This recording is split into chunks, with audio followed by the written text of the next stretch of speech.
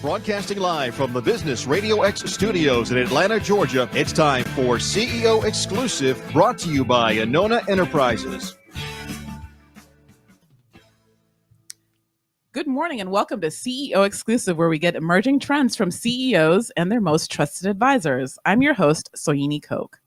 So remember at the end of 2017, I shared with you my big aha. As I was summarizing the year for you, I walked you through a bunch of different interviews that I had done where I was like, I'm hearing this thing that CEOs, you guys, keep talking about how you're using your businesses as a platform to do great things, like Dana Spinola at Fabrique and Gas South and Chris Carneal with Boosterthon Fun Run and all these different CEOs amongst you who are using your businesses to create great things in the world and make the world a better place, to use that cliche. Well, I learned at the end of last year, as I said in that recap show, that there's a word for that. It's called conscious capitalism. And more than there just being a word for it, they're people, they're really real people who are working on this thing called conscious capitalism. And what I'm learning is called the heroic spirit of business. So I went out, I've been busy, I went to work, and on today's show, with that long introduction, on today's show, I actually have the CEO of Conscious Capitalism on my show, Alexander McCobin. I am so happy to have him here. And Alexander, welcome to the show. Thank you so much for having me. I'm really excited to be here. Yeah, so it feels like this is the journey for CEO Exclusive over the course of 3 years, right? So seeing this thing that so many of you who are listening are so familiar with, and how passionate you are about the things that you're doing and how you're using your businesses to do great things. So I don't want to kind of co-opt and talk about conscious capitalism in a way that's not what it is. So for our listeners, our CEOs who are listening, Alexander, what is conscious capitalism? Why do you think that this is such an important emerging trend? And what does it do for the business owners that have this ethos of trying to use their business to elevate humanity? So the simple idea of conscious capitalism is that it's a way of thinking about business and capitalism that emphasizes the human nature of these endeavors. And similar to how you just said that this has been the evolution or the progress of the show, this is kind of the evolution and progress of business itself in a way, where in the 20th century, the emphasis was on the idea of making a profit, checking in, checking out, this being separate from your regular life. And nowadays, it's about emphasizing and understanding how business really is a way for us to express our humanity in its real nature by helping other people out, making people's lives better, and using this as a tool in order to elevate everything that we're doing. And when I've mentioned the idea of conscious capitalism, some people have said, oh yeah, so that's like corporate social responsibility, or that's like philanthropy, or that's like my community service project. How would you distinguish conscious capitalism and what it is from some of those other really great things that businesses do, but I don't think is conscious capitalism? But as I said, I'm learning this language myself. No, so you're right. And there is nothing wrong with philanthropy or community service. Those are great things. CSR was a good step in the right direction, but it's different from conscious capitalism. And you can think of conscious capitalism as a step further beyond those efforts, because it's not about adding something on to what a corporation normally does. It's not about what a business does with the money after it's made that money. It's about how the business and the people in it make money in the first place, and what the business is about. What are its products, its services, the ways that it operates. So we actually want businesses to get to a point where they don't think they need to ultimately give something back after they finish their normal workday in order to make up for the wrongs of the productive process. We want them to create so much value for everyone that they touch, to have this higher purpose beyond just maximizing net income, that they think they have already created tremendous value for people, that they're proud of everything that they've already done. Instead of business people feeling ashamed for being in business, really saying, I am proud, I'm willing to speak out and say, I'm a business person, and here are all the great things that I've done because of that. For listeners, our CEOs who are listening, my understanding is that conscious capitalism has 4 pillars. Hopefully I can get them right. There's purpose, there's conscious leadership, there's conscious culture, and then there's stakeholder engagement. Did I get those right? That's right. Okay. So let's break those down and walk the people who are listening to the show who may never have heard of this or read John Mackey and Raja's book. What are those 4 things? So these are all ways of thinking about how a business should operate that I should say don't encompass everything a business needs to do. Of course, you need to have a revenue model, the right operations, strategic plan, things like that. But these are all principles to guide the operations of a business in order to fully lean into a truly conscious operation. The first tenet is a higher purpose, which means thinking beyond just maximizing profit to the underlying value that the business is creating for society. So it's not that profit isn't important, it's incredibly important, but that's not a reason that a business exists. In the same way that as human beings, we need red blood cells to survive. Red blood cells are great. That doesn't mean we live to create red blood cells. Businesses need profit to survive and to fulfill their higher purpose, but they shouldn't treat it as an end in itself. And I thrive on examples and people love stories. So I would love for you to give us an example of what higher purpose looks like in real life when it's done well. And then without naming names, maybe one where it's not gone so well.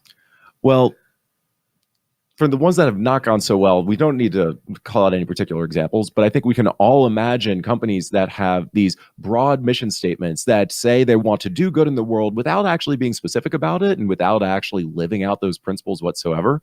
And that was a trend really in the 90s and early 2000s that we're trying to rectify at this point. We want businesses to really own what their purpose is and use that purpose to inform every decision they make and every action they undertake. So, for example, Southwest Airlines' purpose is to liberate the skies. It wants to make flying accessible to everyone. And that informs all of its judgments going forward so that it's able to lower costs, help people get from point A to point B as quickly as possible, and have fun in the process. And for me, Southwest is a good example of being true to their purpose. But, okay, God forgive me. I don't like flying Southwest because I want my assigned seat. So it doesn't necessarily, having a higher purpose doesn't necessarily mean that you're, perfect or great. It just means that you're true to what you say that you're going to do. Absolutely. And you're going to see conscious capitalist companies differ from one another in pretty significant ways. So there's another business in our network called Grayston Bakery. They create brownies, not the healthiest product in the world, but they create brownies to hire people in their area and to give them second chances. So in order to lean into that, they've created what they call an open hiring process, where they don't have interviews, they don't do background checks. All they do to hire people is go down a list of individuals who have said that they want to work for Grayston, and they bring them on, give them a second chance, no matter what their background is. And that's what they're dedicated to, creating those kinds of opportunities. And that drives everything they do as a company. So then there's conscious leadership. So conscious leadership is about understanding how leaders need to not only have analytic and emotional intelligence, which is getting a lot more attention nowadays, but even beyond that, lean into systemic intelligence, applying emotional intelligence to not just one-on-one interactions, but interactions with 10 people, 100 people, 1,000 people, and the challenges that come there. And even spiritual intelligence. Leaders need to embody the values of a company and model how people should act within that organization. And so let's do the go well, not go well example. Again, there are plenty of examples out there, I think, where leaders are really just checking in, checking out themselves. They want to make a paycheck and go home rather than really represent what the organization is about. And I think there are more and more positive examples out there of leaders that really are trying to represent what companies should be. So a good example would be John Mackey of Whole Foods, who is dedicated to the success of the organization and really living out its principles of a healthy lifestyle, creating opportunities for people, transparency, and things like that. But he sold Whole Foods. Yeah. Okay. I just want to make sure. So he's not the CEO of Whole Foods anymore, but yeah, I get it. Oh, he is, even though it's a division of Amazon. Oh, okay. So he works for Amazon. Okay. I didn't. Okay. So then we got conscious culture. Conscious culture is recognizing that no matter how in-depth your strategic plan is, no matter what your revenue model is like, and all of the explicit ways that you say people are supposed to make decisions, there are a lot of implicit understandings for how people interact with one another, a lot of values that really drive the ways that people make decisions. And encouraging companies to really reflect on not just what they're doing, but the way they get it done and how people are treating one another within that organization, so that you can create a culture where people can bring their whole selves into work and really take advantage of all of their knowledge and wholeness to bear on the organization. And culture is one of the things that we talk about a lot on CEO Exclusive. As listeners know, pretty much the second half of the show has evolved to being almost entirely about culture. What differentiates what you would call a conscious culture from, just a really good culture? Like, people nurture their cultures and they're very effective, but what is it that makes a culture conscious versus not conscious? So at one level, I think that you can have a really good culture without being very intentional about it. It just sprung up on its own. But a conscious culture, first off, should be conscious, intentional. You should have a sense of what you want the culture to be like and actively work to bring that about. But related to that then is a dynamic structure, so that the people within a company are able to influence what that culture is like and provide the right feedback to drive the organization forward. And we've had plenty of examples and conversations of when culture works and when culture doesn't work. So we'll save that time for talking about stakeholder engagement. What does that mean? So stakeholders for a company are really any person or group that the company is touching, whether that is your shareholders, your investors, your employees, your customers, your vendors, your community. And oftentimes in business, we think that these different groups are at odds with one another, that if you're going to benefit your employees, you must be taking money away from your investors, or if you're going to help your vendors out, you're taking something away from your employees. Stakeholder engagement is about moving past that finite mindset, that fixed pie concept, to the idea that we can actually create win-win-win solutions where you benefit your shareholders by benefiting your clients and your employees at the same time. It's a very different mindset than what we typically go into business with, but it's one that can create much greater long-term value for everyone involved. Yeah, and I would observe that, at least in the conversations that I've had with the CEOs on my show, a lot of them think very much, and it's a big part of the reason why they're so successful, they think about their customers and they think about their employees. I don't necessarily know that they take a conscious approach to some of those bigger, broader, kind of all the stakeholders all at once. So what does a holistic plan for stakeholder engagement look like that really does consider every single constituency that touches the business? How does someone do that? That sounds overwhelming, I think, for a lot of the CEOs who may be listening. It can be, especially if you want to go really in depth here. The great starting point is just to develop a stakeholder map. Sit down with either your executive team or yourself and give yourself, whether it's 30 minutes or 4 hours, to just ask, who are all of the different people that we touch as a company, and get as granular with it as you want, or group different people together according to how you really understand them, and start to ask yourself, what do they really need? What are their core interests? How do we impact them? And what are the ways that we may typically think that they conflict with each other, but might actually be able to support one another, and develop strategies based around those win-win-win solutions instead of the trade-offs between them. And so give us an example of done well, not so done well. So there's a company in our network called Studio Movie Grill, based out of Dallas. Studio Movie Grill. That's right. Okay. Great movie theater that also has restaurants and just a great culture within their studios.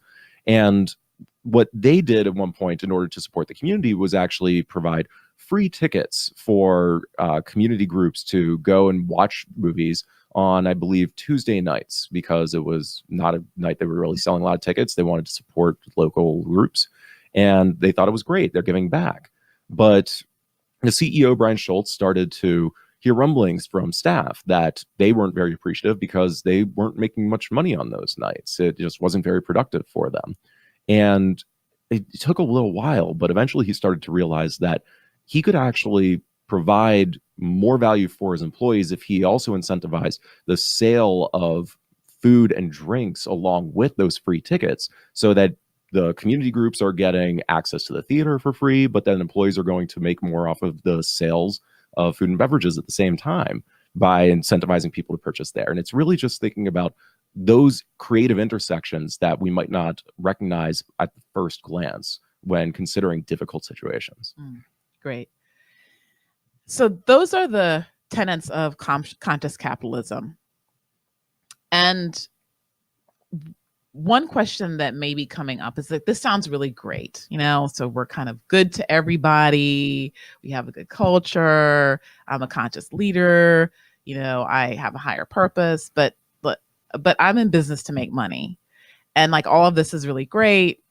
What's the underlying thesis, or how does this intersect with the day-to-day business operations, and why does it matter for somebody who may be a little bit more cynical and hard-nosed and like, what, I'm running a profitable business. This is all great. Why should I care?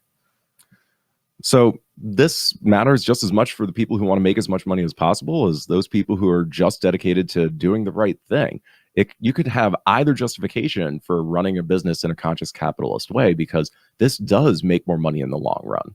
One of conscious capitalism's founders, Raj Sisodia, a professor at Babson College, wrote a book about a decade ago called Firms of Endearment, where he actually studied companies that are run on conscious principles and compared their performance to both the S&P 500 and even those same companies that were tracked in Jim Collins' book, Good to Great, to see how they perform, and discovered that conscious capitalist companies outperform the market by several fold, actually. It's creating more profitable companies by taking into consideration a more nuanced perspective of how people bring themselves into the business and how they're able to actually be more productive, serve people in a better way.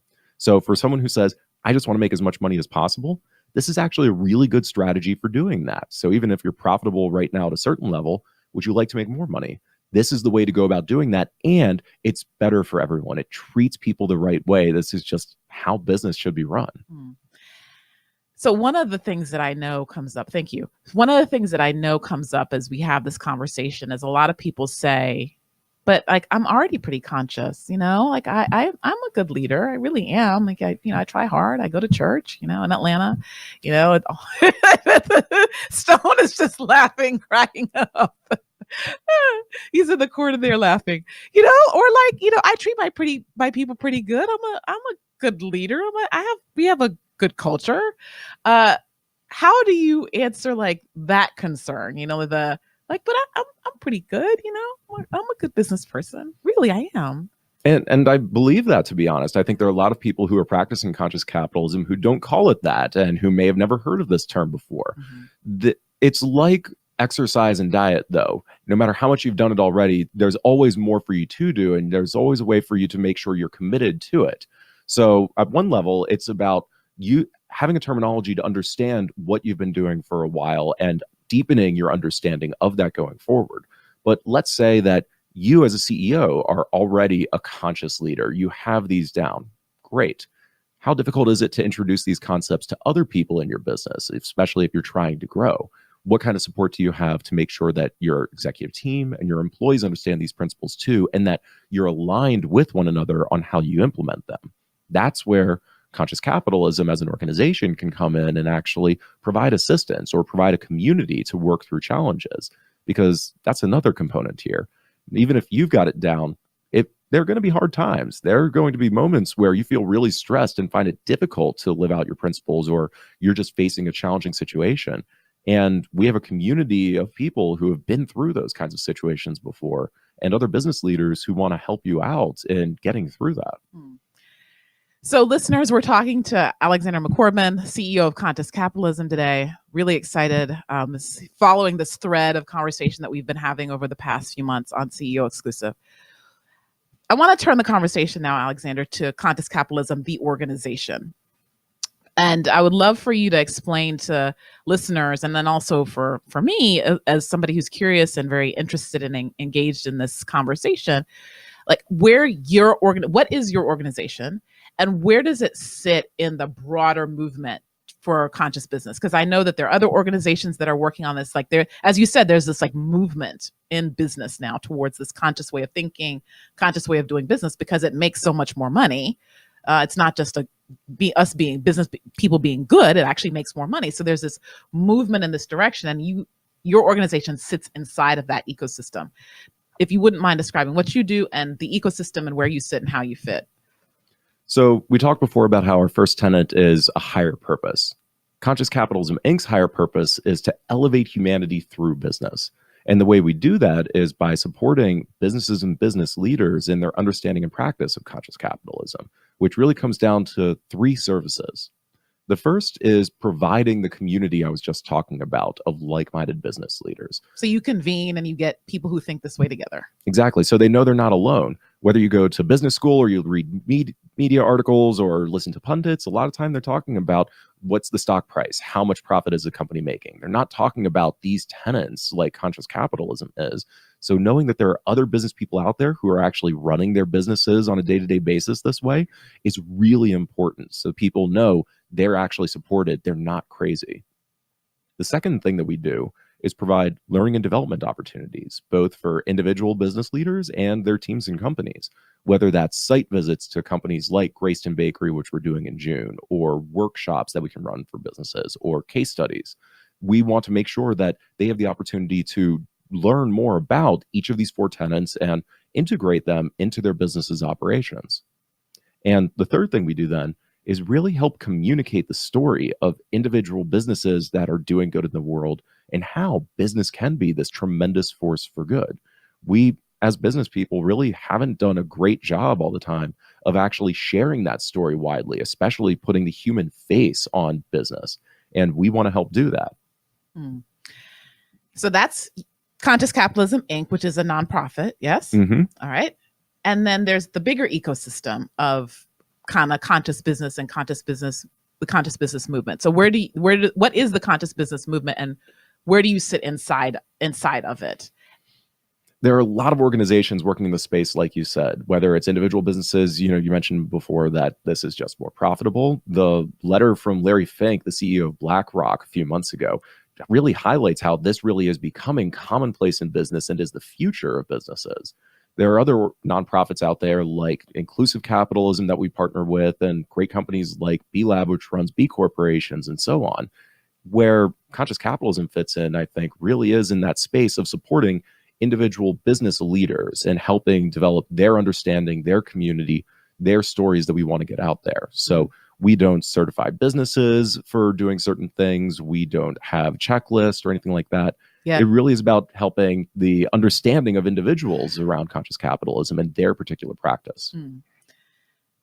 Where are we in the adoption of conscious capitalism? There's a part of me that's maybe a little bit afraid or concerned that this is a passing trend, right? Like this is, a fad, and people get all excited about it, and then it'll die off. Where do you think we are in the adoption, kind of, if there is such a thing, of the adoption of conscious capitalism, and what do you think or hope that the future will be? So if we think about it like a technological adoption curve, where you have the early adopters, then the early mainstream, then the mainstream, I think we're somewhere in the early mainstream right now, about to enter the mainstream. A decade ago, if you talked about conscious capitalism with business leaders, there was a good chance you would get laughed at, or at least get a skeptical eye. No one took this very seriously, except for a handful of individuals. Nowadays, you have major investors like Larry Fink. You've got companies at all levels talking about conscious capitalism, and we're seeing interest in what we're doing and the broader purpose-driven business movement, conscious capitalist movement, increasing significantly because so many people see this as a trend that's not a passing fad, but it's going to be around for a long time. I think that's due to a few reasons. One is that more businesses understand that there is actually a deeper reason for their existence. Entrepreneurs have understood this for a long time. Few people start businesses just to make a lot of money. They do it because they see some challenge in the world they want to overcome, or there's something they're just passionate about they want to bring to people's lives, and they develop a revenue model around it. And more people in business are starting to understand that. Another reason why is that whether you're talking about the millennial or Gen Z generations coming up, this is just what they expect business to be like. They expect it from their employers. They expect it from the companies that they purchase things from. And we're seeing that trend continuing rather than that changing as they get older. So this is here to stay, and more companies, I think, are starting to become interested in conscious capitalism and purpose-driven business because they know they either need to get on board or they're not going to survive over the next few decades. And what do you hope for the future? Like, what are your hopes? My hope is that every business leader starts running on conscious principles and that they do it as soon as possible. To a certain extent, I do think this is what the future is going to look like. It's just a question of when, and we're here to help bring that about a lot more quickly. But it is also a question of just how deeply people are going to lean into these principles, and we want to support them in their understanding and practice as much as we can. So for those CEOs listening who are like, wow, I am so excited. And like me, like, oh my God, there's a word and there's people who are doing this. How can people find out more? Like, what's the roadmap? What do they do? Like, okay, I want more. Like, give me more. What's the more that people can get if they're excited about this? The easy first step is to go to our website, www.consciouscapitalism.org. From there, you'll be able to learn about events that we have coming up, like our annual conference in Dallas, Texas, from April 30th to May 2nd, going to be the largest gathering of conscious capitalists in the world, as well as resources that we have available, local chapters, handbooks, work, case studies, and able to reach out to us to see if there's something more specific that we're able to do tailored for their business and their stage in this journey. Yeah, you have 42 chapters, I think, all over the world. 15 countries. Very good. Exciting. And then, you can read the book, etc. In Atlanta, for those of you listening in Atlanta, there's an event that's coming up with John Mackey, who was the gentleman who wrote the book, right? It's happening on April 11th. So, it's going to be at the Center for Ethics at Emory. And so, Alexander, you mentioned the website. We talked about the event in Dallas and the event in Atlanta. Anything else you want to share before we let our CEOs get back to work? There's just so much potential for every business to elevate humanity. No matter what you're doing, there is a way for it to make people's lives better that I think most business people intuitively understand.